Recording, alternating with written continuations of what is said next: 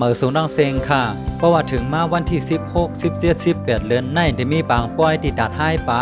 เมื่อวันที่30ป่นมาในเจ้าเสียสู้ค่ำในต่างแคบพางปางกลุ่มกันตั้งตะกาเขาตั้งนำเสในแดมต่างลงเนเพชรไว้ว่าปางกลุ่มอบโอนาการตาป้อยยองกุ่งเจ้าคู่ปัญญาพ่อกาเฮิงเสียงเมืองสู่อันและหับซุมคู่หมอลงเมื่อวันที่14เดือนที่10ปี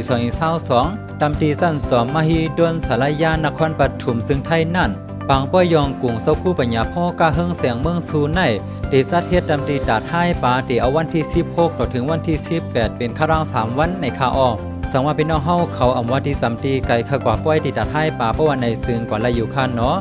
ป้อยเป็นดาคาราง3วันคาออ